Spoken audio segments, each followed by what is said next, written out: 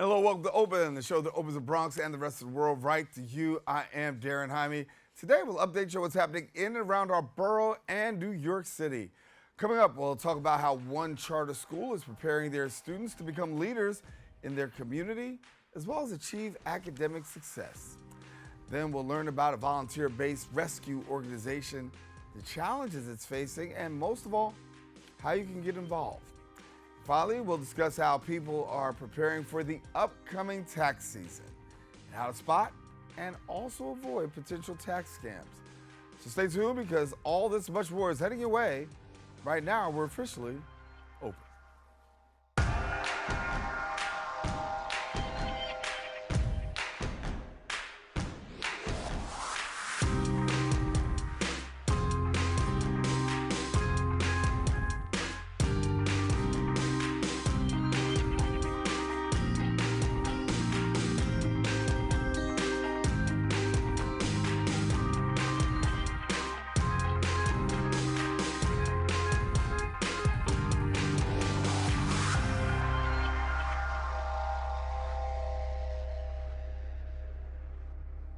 Hello, everyone. I am Daren, Jaime. You are now watching Open, a live program that brings the Bronx and New York City straight to you. We also want to welcome our viewers to the Manhattan Neighborhood Network, as Open is being broadcast simultaneously on MNN's channels. You can stay connected to us on all of our social media platforms at BronxNet TV. Some things have been going on throughout the course of the past week. We'll take you through it with some Bronx updates.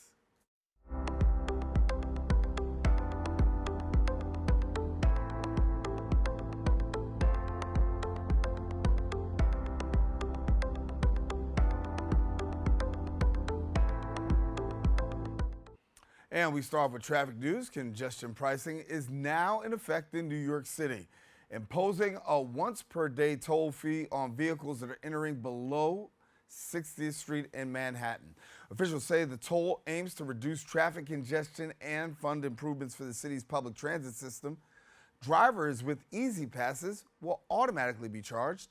Most passenger vehicles will pay $9 during peak hours and $2.25 during off-peak hours.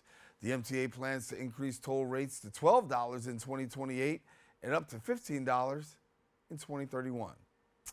In other news, New York City Police Commissioner Jessica Tisch announced over 200 NYPD officers will be deployed to subway platforms and trains this week.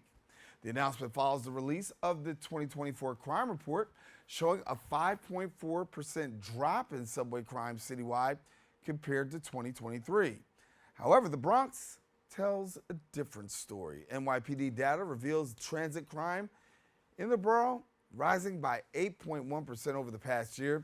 The new year is already seeing violence on the subway, including 2 incidents in the Bronx. A man was stabbed on the number 6 train platform at the 138th Street station, as well as the 3rd Avenue train station. And another incident. An off-duty MTA worker was stabbed multiple times at the Pelham Parkway number 5 station. For Bronx residents, commuting has become a source of concern. New York City Mayor Eric Adams insists the city is progressing, pointing out the crime statistics show a drop for the 2nd consecutive year. Well, that's all the time we have for our Bronx updates. We are taking a quick break, but we'll have Open when we return.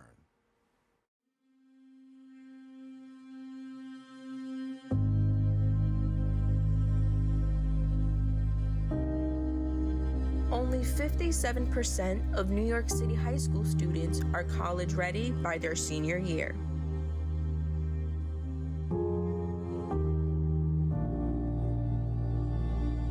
"55% of high school graduates either have no plans to attend college or are uncertain that they will ever attend.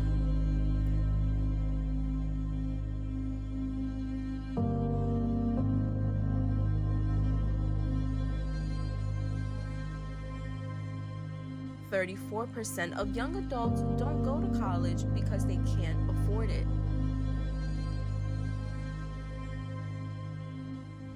Discover what's possible. BronxNet's education programs, internships, and opportunities help engage and inspire Bronx youth and beyond to pursue their passions. Be a part of the BronxNet family. Whether you're interested in our shows, joining a class, or donating to support our mission, visit BronxNet.org to learn more.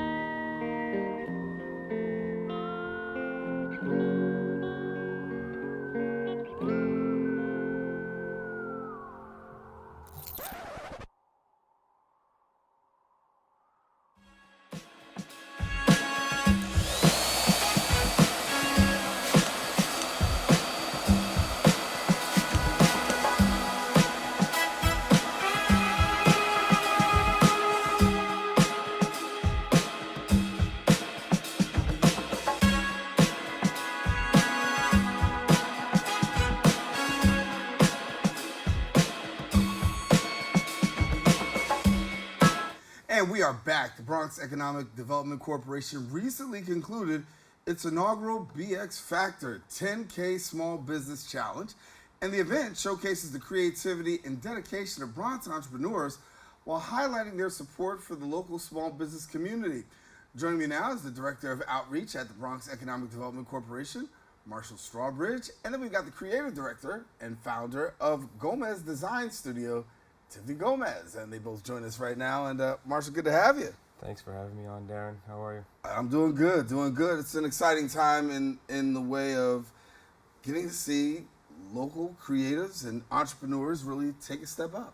Absolutely. The impetus for doing something like this really comes out of our mandate from the Bronx Borough President to make the Bronx an exciting and welcoming place for small businesses and to promote it as such. And so what we've done with this is created a platform where we can, one, deliver resources to our small businesses, but also in partnership with the New York Yankees and Santander, give us a platform and to share the stories of some of the most exciting entrepreneurs we have in our borough.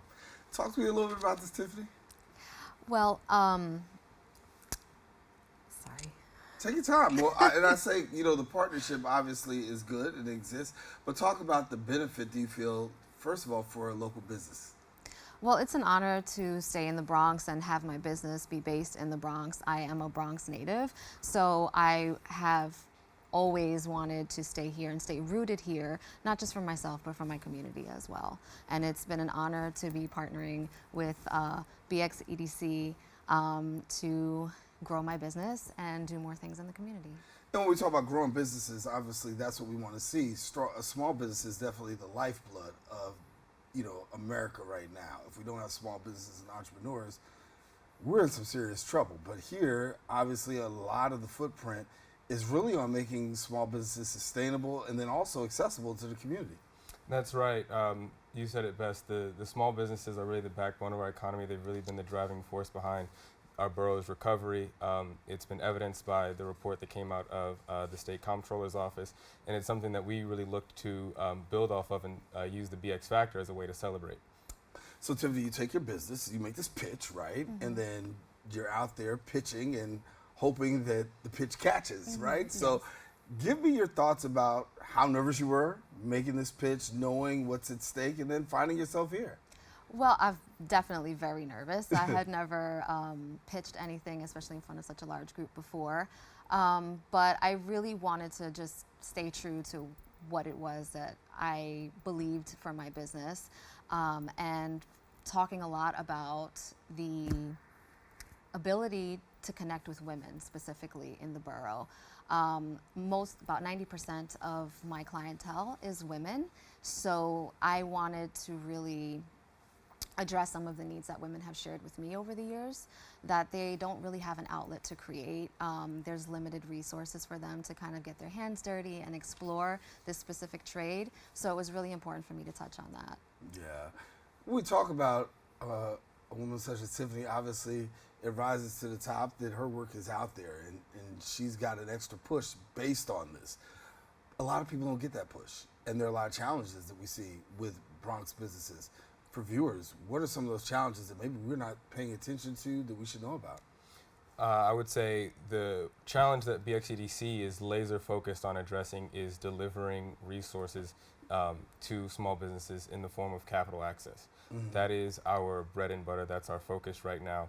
A number of our businesses here are, for one reason or another, not lendable through traditional financial institutions, and so the core of our mission is to deliver resources to those businesses to fill in the gaps between where there's a need here in our borough that's not being met by our traditional financial institutions. And so this grant is one example of that, but a number of our lending programs dedicated to small businesses are also a part of us filling that gap that exists for small businesses. So Tiffany, you scored a win here. Talk to me about what does this mean for you for the future? Obviously, optimistic in terms of making the pitch, but then for the business itself, being a recipient as a grant winner, what else does it mean for you? This is a big deal for me, and I really want to look at all the new ways that I can grow the business through new marketing tactics, also expanding space so that there is an opportunity for me to share my space with women and even kids in the Bronx for workshops and things of that nature. Starting an internship program and an apprenticeship program, so the funds have a lot of different ways to be used. Yeah. What advice do you have for small business owners who may be out there struggling and, trying to turn the corner, but here you are as a great example?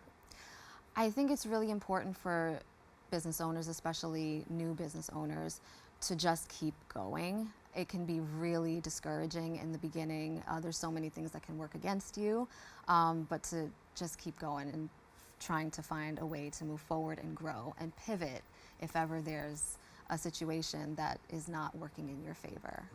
Do you ever sit back and say, you got great examples such as Tiffany, there are 4 other recipients, I believe, that you also had, than one, but then so many talented people out there that unfortunately don't always get the exposure, right?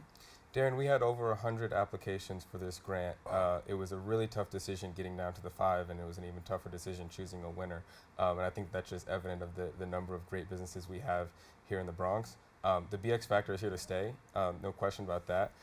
And my focus over the next year is going to be to make this bigger so that we can, one, deliver more resources to the cohort next year, but also be able to touch more of the businesses that we received applications from. So what's that feeling like, knowing you got 100 people out there that you're going up against? What's that? It's a really good feeling, and it just kind of made me feel better about what I'm working towards. So sometimes, you feel like maybe you're not headed in the right direction, but this really kind of drilled it in that I'm... She's speaking on that because I think the confidence factor is also something that has to be taken into effect, right? That when you have, someone who's a recipient and now they've gone up against 100 businesses and now yet and still they find themselves at the top, there's a level of confidence that you now have to say, okay, well, maybe I now plateau and go to another level. Yes, no, maybe so? Yes, of course. Okay, yeah. That's right. So one, it was successful in that we were able to deliver resources to each of the businesses that participated. But I also want to highlight that each of the businesses that we featured at the event walked away with connections with other business leaders here in the Bronx, with other avenues to be able to grow their business and enhance their abilities as entrepreneurs. And so it gets back to the point about, one, it's delivering resources, but we also want to give a platform to some of our entrepreneurs and connect them to resources outside of the financial awards that we were providing. For people who don't know about your design studio, take us inside. Okay, well, Gomez Design Studio has been around for about 7 years now, and I do custom furniture and architectural installations using only construction waste lumber. So everything that would have been sent to landfill, I try to take in as much as I possibly can as a sole business owner, and I just rework those pieces. Wow. And so 7 years you've been doing? 7. So to get to this point right now, 7 years later, and say, wow, I'm a recipient of this award, there had to be a time when you said, am I really doing the right thing here? All the time.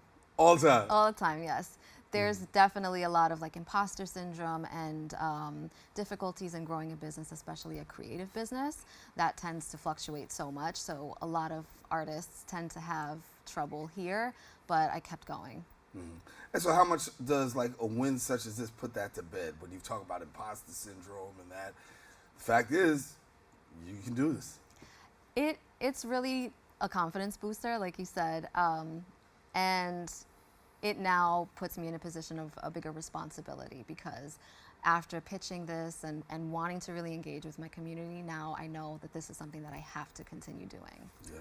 What's the responses you get from entrepreneurs who have actually taken part in this and maybe they did come up short? I mean, was there a hunger to say, let's do this again, let's go after this? Oh, absolutely, absolutely. So we get a lot of excitement around doing grants in addition to the loans that we do. Grants are obviously better than loans, and so there's a lot of excitement around that. But yeah, the engagement that we got from the small businesses throughout the borough really indicated this is a hit, and it's something that we want to keep doing in the future. So for the ones who didn't make it, is there a conversation about maybe try again next year, other than try again next year, I should say? Is there more about this is what we're looking for, or how does that work? So all of the businesses who applied are welcome to apply for the small business, the capital access programs that we have available, and we will continue to work to try and deliver other resources to businesses in the borough. How difficult has it been, given the fact of this economy, and we're talking about small businesses right here in the borough? What are you seeing? I'm seeing, for one I named earlier, the lack of capital access coming out of the pandemic. Many of the businesses were not able to participate in some of the publicly funded lending programs that were available to small businesses. I'd say another major area is access to leasing. We see a lot of real estate speculation in the borough and rising costs of space, and so access to lease agreements or lease agreements that are actually beneficial to businesses are hard to come by. It's an area where it's putting a lot of businesses in a tough spot. How frustrating for you, given the fact that we see spaces out there for people, but rent is high, and then you talk about the access to resources, and banks are requiring more and more things from, sometimes small businesses, and this could be like, a mountain for somebody to really climb over just to be able to say, I want to do my business. It's really challenging, especially the cost of rent for studio space. I've been put in a position where I've had to share space, which is very difficult, especially when I'm creating large pieces. It becomes a problem, but the prices are just really challenging, especially for the square footage that I need. So hopefully things get better. Yes, we're hoping that things get better, but we continue to follow you, Tiffany. Thank you so much for being with us. Thank you for having me. It was always good to have you again. Thank you. And certainly we want to tell people, if you want more information, visit the website, bxedc.org. And of course, if you want to follow Tiffany, go to GomezDesignStudio.com. We encourage you, don't go anywhere. We have more open coming up right after this. Hey, creative family. My name is Timothy Coleman, and I'm the Director of Education here at BronxNet. And I'm standing in BronxNet's Media and Technology Studios in the South Bronx, because I want to let you know about an amazing program that we're bringing back that highlights the creativity of community members just like you. Emerging Media Makers is a show that introduces you to BronxNet's certified producers. They've taken a step in their creative journey by enrolling in BronxNet's media training classes. On this show, you'll get to see the many ways that our certified producers have created a space that's all their own. Emerging Media Makers, your passion lives here.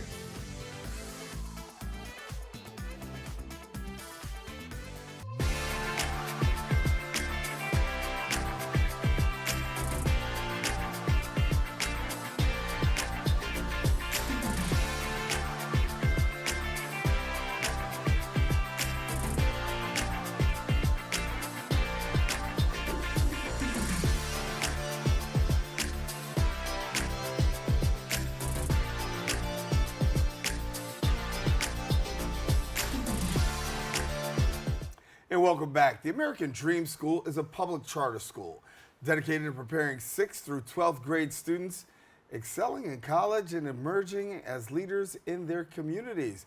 Now, with campuses serving both middle and high school students, the school was founded on the mission of addressing the educational needs of immigrant families as well as bilingual learners through a unique dual language program. Here now to share more, we've got the founder and executive director of the American Dream School, Melissa Melkonian. And Melissa, thank you for being with me. Thank you for having me. So we talk a little bit about your school, obviously about 10 plus years it going. And Yep. As you look at it right now, being this dual language school, all that you wanted it to be? And more. and more. Yeah, our school really has excelled in helping our students become their true selves and hold on to their identity, their culture through their language. So the idea was to support students whose primary language is Spanish and hold on to that Spanish while developing the English language. And what has resulted is that our students have taken that and kind of taken it to the next level by earning the New York State Seal of Biliteracy and taking that onto college. And when we talk about biliteracy, obviously, that's not an easy feat. It is not. But your school has been able to master equipping students and at the same time also having teachers that are great at really getting them there. Yeah, I think our school truly is in a place where the staff who works with us and our students, my peers are really aligned to the mission. They find themselves in the work that they're doing. They find themselves in our students. And so part of what drives them is what helps propel the mission forward, and being able to carry on a little piece of their own experience and push their students a little further. Take me into your classrooms for a minute and give me a typical day for a student, because we know that it may not be typical to regular classrooms. I won't say Right. regular classrooms, but traditional classrooms. So it's a little different. It's a little different. So what we do is we have 4 core classes in middle school. We have English, we have Spanish, we have math and science. And so what happens is we alternate weeks in terms of when we're teaching them in English and when we're teaching them in Spanish. English will always be English. Spanish will always be Spanish. There's no translating. They stay the language. But then math and science flip-flops. So students are taught all English or all Spanish. And so there's no translating in between. It's more of continuing where we left off, just in a different language. And a lot of the classroom, there's the word walls, there's a lot of anchor charts around the classroom that helps our students being able to go back and refer to the prior week's lessons. Yeah. So as a student gets across the finish line, they get this graduation that comes with a seal of biliteracy. They do. Explain to people what that seal of biliteracy is and what that means for the student. Yeah, so the Seal of Biliteracy is a recognition from New York State that highlights a high proficiency of language development in English and a world language. For us, it happens to be Spanish. And so the intent of the New York State Seal of Biliteracy was to be able to help students develop a continuous love and learning of a language. Oftentimes in high schools in New York State, students are required to take only 2 courses to be able to fulfill their graduation requirements. But for the Seal of Biliteracy, it helps them continue on through that process. It also helps students kind of highlight themselves as bilingual and have biliteracy skills when they graduate to employers. It helps them with their college application process. So when they're applying, it gives more information to universities in terms of a profile that's deeper than most students through the Seal of Biliteracy. And it also just prepares students for the 21st century with 21st century skills, also continuing with that diversity and really helping them identify themselves and stand out as just diverse individuals. How much of a challenge has it been for you over the course of the past couple of years, particularly given the fact that we're coming out of COVID and the height of it, knowing we had to go to virtual and technology and students having to have access to technology? What was that like for yourself, your students, and give us an assessment of where you are now? So COVID was very difficult for the entire world. For us, we continued school all day on the computer. The resources weren't there for students in terms of one-on-one interaction with the staff as they normally do. We're a very close-knit community, and so our students have access to all staff members, teachers, operations members, where they're able to interact and just get a sense of their own needs. Through COVID, we did provide our students with technology. Whatever technology they needed, we were able to provide them with. We also set up food pantries and distribution sites, any support that students needed. Now, coming out of the pandemic, the pandemic almost propelled the close-knitness that we are as a community, because the students felt supported and loved. And so when we came back to live instruction, our students are very happy to be back in school. They love our school, they love our community, they love their teachers. And so going back to the seal of biliteracy, that is a really huge feat for our students. It's almost like defending a dissertation. And so in order to be able to accomplish that, it truly takes a village to be able to help our students do some research, study, write a research paper, create a PowerPoint presentation, present without any, without reading index cards or anything. And so once our students accomplish that, it's a celebration of a community. Yeah. Talk about village, teachers, students, staff, right? You've got a lot of people working to really make students get across that finish line. Yeah. We got a crisis here in New York. We talk about the migrant crisis, and that's tall order. Hear a lot of people talking their takes on the migrant crisis. For yourself, as an educational institution, particularly dealing in the bilingual, how do you approach dealing with that? We have an open door, right? So any student who applies to our school through our lottery system and is accepted, we support them every step of the way. We have been able to support families with, translating documents, understanding the rules. We have staff, we have teachers who are dedicated to bringing in resources. For example, we have a Know Your Rights workshop that a teacher organized who, it's a lawyer coming in to support families to understand what's happening or what will happen in the next couple of weeks with the new administration, and just being able to support families with providing them with information. So our migrant families look to us as an extension of support that they didn't anticipate having. However, when we do get new applicants who are migrant families, they come to us by word of mouth. So whether they're living in shelters in different boroughs, they come to the Bronx because they want to be at our school, because they've heard that we support the entire family. And sometimes it's just a conversation and being able to acknowledge them as families who need support. So. Yeah. And getting students, you talk about that process of student enrollment and how the process for students to come into your school. So our students, it's a lottery system. The application to our school is live on our website.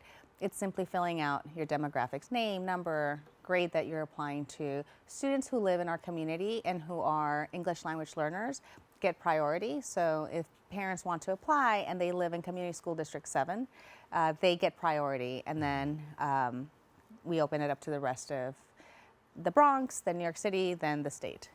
And for a prospective student, obviously you have your bilingual classes, but what about extracurricular activities? Oh my goodness, we thrive in that. So as somebody who loves extracurricular activities, namely sports, we offer every sport that we can participate in competitively. So we have basketball, baseball, softball, soccer, volleyball, cheerleading, track and field, flag football. And so we want to make sure that our students are exposed to sports, are exposed to team play and being able to participate in, a team sport. But we also have things like the nail club, cosmetology club, film club. So a lot of different clubs for our students to get some different exposures and add to their resume as they're building on and preparing to apply to college. And for yourself, before we go, talk to us a little bit about the future. As we look into 2025, this new year, what's your hope for the school?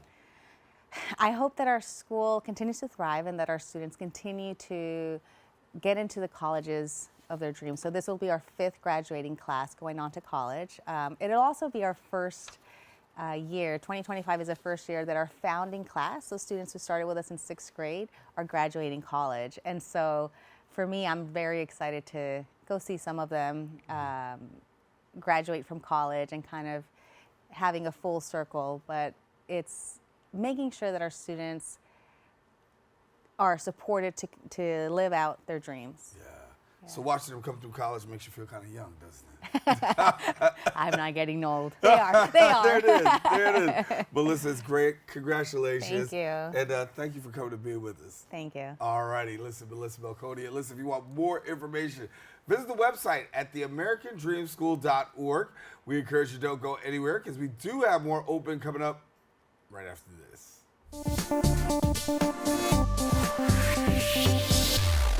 What's up, creative family? Discover your voice with BronxNet Community Media classes. Are you ready to bring your ideas to life? At BronxNet, we offer television production classes for community members ages 18 and over, empowering you to share your vision with the world. Get certified in field production, in-studio production, and our new exciting addition, podcast production. Once certified, you can create your own show to air on one of our 6 TV channels. It all starts with our free Unleash Your Ideas Masterclass, designed to help you plan your show idea and set you up for success on your production journey. This class is offered at the beginning of each month for your convenience. Our dedicated BronxNet team is here to support, encourage, and uplift you every step of the way. Join us and become a part of the creative force that engages and inspires the Bronx community and beyond. Sign up today and start your media journey with BronxNet. Visit bronxnet.org/education to learn more and register. Let's create something amazing together. And we are back. For nearly a decade, Puppy Kitty NYC has been on a mission to rescue, rehabilitate, and rehome some of the most vulnerable animals in our community. What started as a small group of like-minded volunteers has grown into a thriving network dedicated to providing second chances for cats, kittens, and other small animals that are in need. And joining me now, we've got the Puppy Kitten NYC founder, Meagan Eastman. And Meagan, thank you so much for joining us. Thank you for having me. Yes, and so glad to have you, as you really have done a tremendous job of really rescuing some of the most vulnerable animals that we have out there. And so talk to us a little bit about this, because, you know, this has grown down through the years. Yeah, well, New York City is experiencing a cat crisis. Mm-hmm. Oh, okay, you're still there. Okay. I'm here. All right, yeah, New York City is experiencing a cat crisis. There's overpopulation, the shelters are overcrowded, there's so many homeless animals on the street. So we are doing our best to assist with that and try to make a difference for as many cats as we can possible. Last year, we rescued over 800 cats and found 600 of them homes. Wow, amazing. And when we look at the cat crisis, you say it continues to grow. What's going on? How can we attribute the crisis to be what it is today? Yeah, well, there's a lot of things. One is during COVID, a lot of people got pets, didn't realize the commitment. There's the rising cost of veterinary care here in New York City and across the country. There's a veterinarian shortage, which drives up prices. There's the acquiring of small mom and pop, small businesses is being taken over by corporate structures, and that's driving up prices, and it's really becoming unaffordable for regular people to have animals and pets, and when they get sick, people just can't afford it. And then there's also the housing crisis. It's very difficult. I'm sure everybody knows rent here is crazy, and it makes it really hard for pets and people to find apartments that have pets. So there's a lot of factors. And we talk about fostering. I mean, being a foster, one that adopts and being that foster parent, if you will, a lot of people are really going this route and saying, listen, I'll do that. But I do know that while there are a lot of people going that route, you still do need a lot more. Yeah, and fostering is a great way if you're worried about, the financial commitment of a pet. Fostering is a great way to still have that companionship without the financial burden, because if you foster through us, we cover everything, any veterinary care and things like that. If you could supply food, that's great. If you can't, we also help with that for any of our fosters. And so for yourself, obviously seeing this crisis and knowing that this crisis is out there, trying to get more people on board, people are saying, hey, this is it's a lengthy process, but you do a great job of walking people through it. Thank you. Yeah, I mean, there's always something for everybody. We have, volunteer opportunities from 1 hour a week to, fostering, which is a longer term commitment. So if you're interested in volunteering in any way, I always like to tell people, share your talents with us. Whatever your talent might be, there's a way that we can spin it into helping animals. Yeah. And the community support is huge. Talk to us about, the community support and donations that you've received. Yeah, I mean, we wouldn't be able to do this without our supporters and without the community and without New Yorkers supporting us and adopting, donating. Animals really pull on people's heartstrings, and there's so many sad cases out there. And so I'm so thankful and grateful to everyone who supports us in this work that we do, because we wouldn't be able to do it without everyone supporting us. As you said, you got a share of sad cases that you probably could tell us, but talk to us about the good side, and what are some of the things that immediately come to mind when you think about, the brighter side of rescuing puppies? Yeah, I mean, so many of these sad cases actually end up being joyful. They come from horrible situations, being dumped in the park, a hoarding situation, or like horrible injuries. Like we had this little kitten, Connie, who was living on like a electrical plant, and she got stuck in a car and she lost part of her nose. She had a fracture. And now she's like doing great, sleeping and cuddling in a bed. You could see it on her social media account. And it's really inspiring and impactful to actually see the difference that you are making, because, you're seeing them from, death's door to thriving. So it really is like a driving factor, especially for me, to keep going, to see the success stories. And it really is a feel good, amazing thing to watch these animals kind of rehabilitate. Yeah.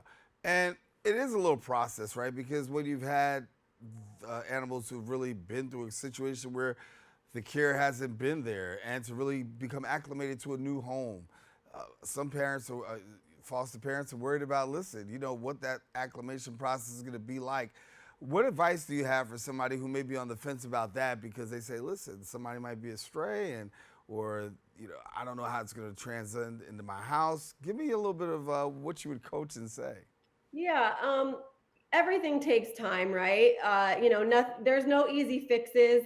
And with time, these animals adjust. We have a great support team. We're very experienced. We always recommend doing a slow intro kind of to, your current pets or kids, and slow and steady wins the race. I have in my house 6 cats, and I started my last cat off in the bathroom. He was there for, several weeks until we slowly introduced him. And now everyone is getting along for the most part. There's little spats once in a while, but we're here to guide you. And if you have questions or concern, we're always here for support, and you can make it work. And patience and love goes a long way. Yeah. And I want you to have an opportunity to share a little bit about the TNR program, which is a trap, neuter, and return. And what does that mean? So trap, neuter, return is for feral cats that are not adoptable. We come out to your community, we trap the cats, we have them spayed or neutered, and then they receive an ear tip to signify to other trappers or veterinarians that they've already been fixed. And then we re-release them to the area and environment that they came from. That reduces population. It prevents further kittens from being born. Feeding cats is extremely expensive, and, it just prevents a lot of suffering. So, if you have a large feral cat population, TNR is the best way to kind of end the cycle and stop the suffering and stop the overbreeding. And it prevents them from ending up in shelters and being euthanized, or, getting hit by cars, being exposed to disease. And if we're doing a trapping project and we do come across a cat that is friendly or adoptable, we do not return them. We would find them a home. Yeah. And so for people who want to really get involved and think about adoption or stepping in, how do they go about that process? I would start by heading to our website. It's www.puppykittynyc.org. You can also head over to our Instagram or our TikTok or our Facebook, Puppy Kitty NYCITY. You can send me a DM, a message, or you can email me, Meagan, MEAGAN, @puppykittynyc.org. Those are all the ways you can kind of get in touch and start learning about how you can help cats in your community. And for yourself, obviously, there's been a lot of effort that's been put into this down through the years. And as we look back at where you are today and where you started from, talk to us about that growth process and what that's been like for you. Yeah, so actually we started like our home base, our headquarters was out of the garage at my house here in Queens. And it was like our little mini shelter. And I think the most cats we ever had in there was like 16. And that was like really a stretch. It's like 200 square feet. It's really small, but you know what? You work with what you have.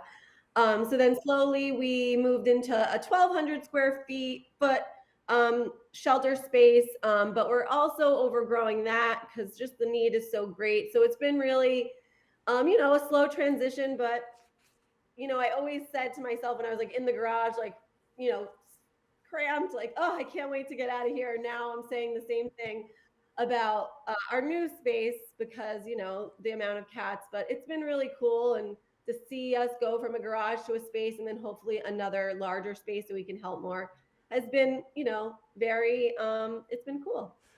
Was there ever a moment where you're like, I think I'm in over my head? Yeah. And my husband is like, how many cats do you have in there? I'm like, don't worry about it. Don't worry about it. Yeah. That quiet conversation, like, no, just go back to bed, honey. Don't worry about it. I got this covered. And so for people who are really taking advantage of this opportunity, really to enter into, a fostering relationship and taking animals in, for those persons that are actually out there doing it, talk to us about what the benefits are that you've seen happen for them. Like I kind of said with the stories and volunteering is, not only are you helping people, but I think it's helpful for yourself too. If you're strong and capable and smart and, you should be doing things for your community. And if you're a lucky person and fortunate enough to give back, that's a gift for you as well. And it makes you stronger.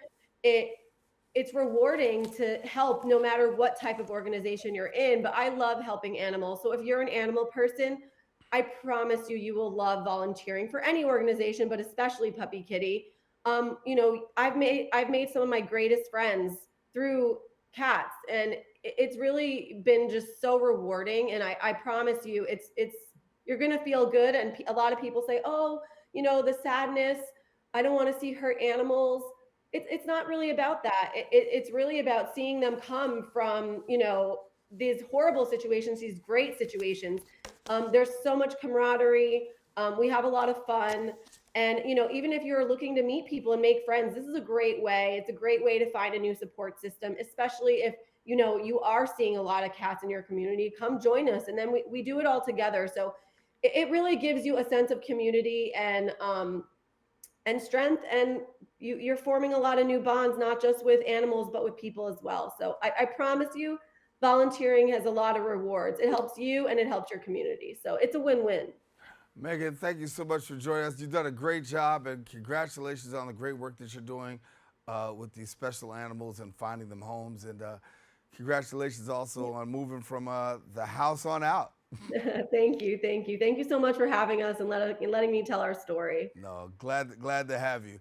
All righty, well, for more information, visit the website at puppykittynyc.org, and then also social media at Puppy Kitty NYCity. Don't go anywhere. We'll be right back. More after this. We're going to start the show right now. This is my favorite part. Ready in 5, 4, 3, 2. Hey, this is Angel, and I am one of the instructors for the in-studio production. Here at BronxNet, we offer classes that can help you elevate, expand, and start your television career. All you have to do is sign up at bronxnet.org/education. For the past 7 years, I have been in various productions, spanning from talk shows, independent films, news reports, art displays, teachings, musical performances, and many more. Ain't that right, Angel? Yeah, you're absolutely right, Angel. There are a lot of creative individuals that we're just waiting to sign up for the class. And if I may, can I also express Thank you, Angel. That's all the time we have left. Visit bronxnet.org/education and become a producer by taking the course. The class I offer is also in English, en español y también bilingüe. Nos vemos en la próxima clase.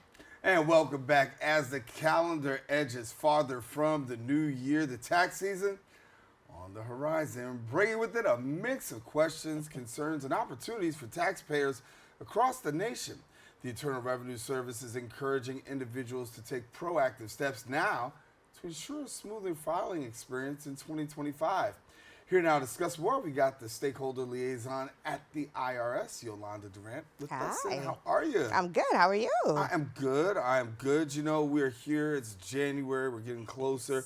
April's around the corner. It is. But people are still a little bit anxious, right? Yes. Because every time tax season is coming, It's a scary word. it's a scary word, right?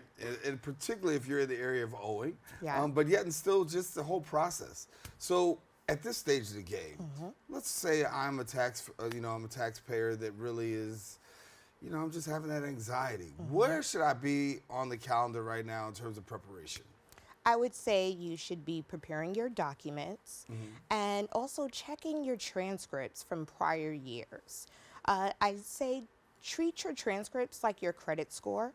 You should be checking in it, making sure that there's nothing fraudulent, something that looks suspicious, and be aware of all of the scams out there. And so as I look at this stuff, I'm preparing and I'm saying, okay, I got that down pat. What's the best way for me to really just get ready to get towards April? Keeping your documentations, and we do have Direct File, which is a new system. We started last year. It's in 12 states. So now you can actually file your taxes directly on the IRS website, which most people are unaware of. And we also have free locations, our VITA locations as well, to just ease that burden if you would like to do it yourself or have someone look at it for you. And we know a lot of people are online, but we also take the fact that a lot of people aren't online. Yes. So let's go through a little bit about that online account and All what's right. available. So our online account, it goes through ID Me verification. It's one of the new verifications since the pandemic, and it's for all of the federal agencies. So it's one username, one password for all of the agencies. You can go online, you can do Direct File, you can look up VITA, VITA, to get some free locations, face-to-face, especially for our seniors. You can make payments, set up payment plans, and get transcripts. So it's very user-friendly. We hear a lot as we get closer, scams, people to pay attention. How do we know what's a scam and what's not? I look at scams like the inflatable people outside of like car dealerships. They're big, they're colorful, they're waving their hands. When someone is guaranteeing you a big refund and they don't know you, that's a clear way of saying maybe I should do a little more research. It's up to you to do your due diligence. And we get those phone calls. I'm an IRS employee and I get the phone calls saying I'm from the IRS. So be mindful who you're giving your information on, what links you're clicking on. I say go right to the source if you're going to open a link and not just your email. Yeah. As a taxpayer, as I said, it's a little anxiety. Some are burdened and don't always know that the taxpayers have rights. Yes. What are they? You have 12 rights actually. Okay. It's our Taxpayer Bill of Rights. You have the right to be informed, the right to pay the fair amount of tax, the right to be represented, the right to actually appeal, which is a big one that most people do not use. It's a third-party agency. They're not actually IRS. And you also have the right to fair representation, inform, fair amount of taxes, appeals, customer service, and yeah. Yeah. Well, give me a little bit about the appeal process, because you said Sure. not many people really know about it. No. So if you're under audit, they tend to believe that our word is the last word. So if you follow your audit process through, you were compliant, you provided all of your information, you come to a settlement at the end, and you just feel as though maybe your auditor didn't understand, didn't give you the fair, just right. Then you have the right to appeal, and then another appeal officer will come in and review the documents. It may not be in your benefit, but that is a right that you have. And we also have taxpayer advocate as well. So you can always say, I have a hardship, I need help, or I have an audit open and I'm not getting any information, which is breaking your right to be informed. Right. And when you talk about life happening, you know, we have the saying, life is lifing, right? And so if life is lifing, there are some things that can happen for me as a taxpayer, right? Correct. So what are my options, I should say, or rights that I have? I tend to tell people, most people say they don't want us in their business, but it's easier just to talk to us. The more we know up front, the better we are to help you and navigate the different paths that you have. So you can call our customer service, which I know a lot of people don't like, or you can make an appointment at our local office and have that sit down face to face across the table from somebody. And then we also have our advocates as well. So those are the three main things, is to let us know what your situation is so that we can better help you at that time before it balloons into something else. Yeah, and then when a balloon's there, it's like hard to get the ball. Correct. Yeah. Yeah. Biggest mistake people make? Not talking to us earlier. They just, you know, I owe this year, I'm scared, so I don't file. And then the following year, I owe again, I don't file. File, set up a payment plan. We have different options for payment plans. And our payment plans can start as low as $25 a month. But you don't know that if you don't talk to us and just file. Like, they're just so scared. So part of Stakeholder Liaison is to go out into the communities, to go to schools, to go to churches, community bases, and put a face to the agency and let you know your rights, what you have to do, and make it simple, bite-sized pieces. Right. And I was getting ready to get there because that was my question, because there is this anxiety. Unfortunately, you don't get to see the IRS until it's almost time to file. Right. People have that dreaded, oh, I'm online, right? There's a lot of fear. Yes. And that's particularly when you're in the owing phase. And so share with us, I know that's part of your job, right? Yes. To go around throughout the course of the year. What else is available for, you know, taxpayers throughout the course of the year to kind of like mitigate that fear and that anxiety? Well, during filing season, our local offices do extended hours so that you don't need an appointment. You can actually walk in. We do some Saturdays, the first Saturday of the month, normally starting during the filing season. And then for Stakeholder Liaison, we're at the ground level. So you can invite me to your church. I can speak. You let me know what the problem is, and we also like to do some train the trainer as well. So even if we're not available, we are represented by people that we have trained to ease that anxiety and give you the different options that will help. People who are in the gig economy, Yes. how do we deal with that? The gig economy is fairly new. Cryptocurrency is on the bloom, and it's something that we're monitoring and we're watching, therefore we can better advocate. So we're trying to get more into that field so that we can better advocate and help people file correctly and understand what it means to have cryptocurrency. Right.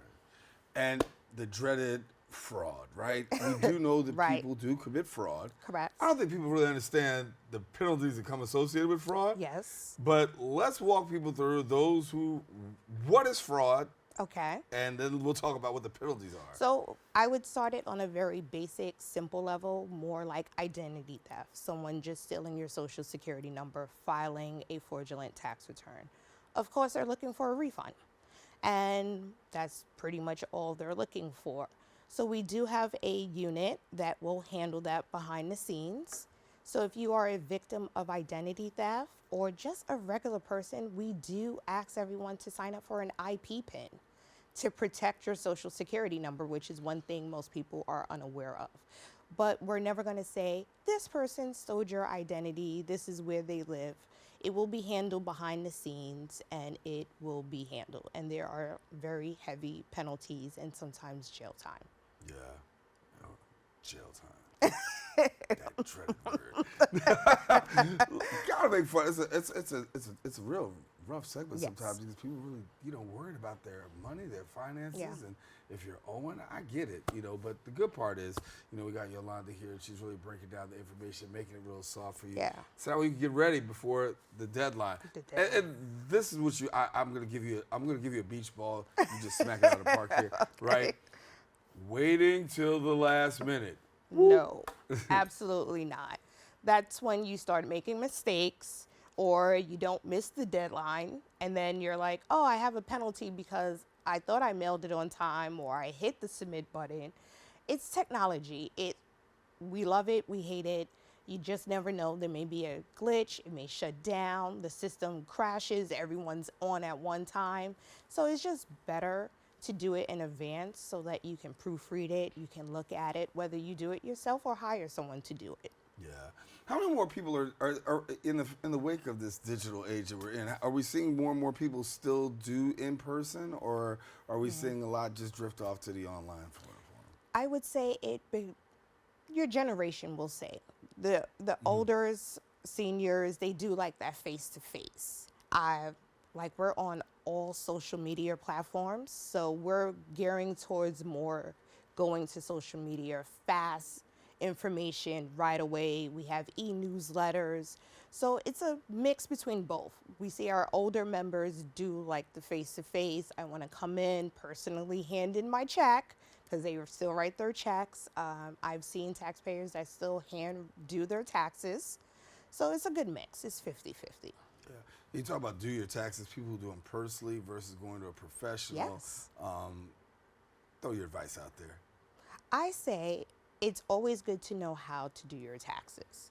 Therefore, if someone is doing it for you, you're easier to catch the mistakes. I try to educate people, whether you don't feel comfortable doing it yourself, at least you know what to look for, the verbiage to ask, and to double check your preparer. Because at the end of the day, you signed that tax return, so it's on you to make sure the information is correct. Yeah. For more information, what do people do between now and April? You can either go onto our website at irs.gov, and I'm more than willing to help everyone. I have a whole area backing me. So we cover New York, we have Maryland, Virginia, the whole tri-state. So you can email me, and if I'm not the best person, then I will make sure I get you to the best person in your area. And that would be at yolanda.a.durant@irs.gov. And the last thing I'll say is this. If somebody misses that deadline, Yes. there's always that pain, that dread, that angst. What's the best advice you give them to help them to recover? If you believe that there's a chance that you're going to miss your deadline, you can file for an extension to file, which will delay by 3 months so that you'll get a little more time to file your tax returns. So I would say if you're hesitant, now is the time to start filing for an extension. Whether you use your extension or not, it's best to file your extension. Yolanda, we got to leave it there, but thank you so Alrighty. much. Some helpful information, and hopefully people will get ready, because I know you guys have a Get Ready campaign too. Yes, we are getting ready. I'll be out starting Saturday with some direct file messages at the White Plains Library. Okay. Yeah. We'll look forward to seeing. All All righty. Listen, thank Yolanda Daren for joining us. And listen, if you want more information about the IRS, visit their website at irs.gov. Of course, we encourage you to get out there and make sure that you file. I'm trying to file on time. All righty. Well, we've come to the end of our show today. I want to thank all of our guests for joining us. Most of all, you, the viewer, for tuning in. Now, if you missed any part of today's show, you can catch the Recablecast on Optimum's Channel 67, Verizon Files Channel 2133, or watch us anytime on the web at BronxNet.org. Of course, get a brand new episode of Open with my girl, Rena Valentine, coming up on Friday. And this about wraps up this episode for us. I am Daren Jaime saying, make sure you keep this channel wide open. We say take care and God bless.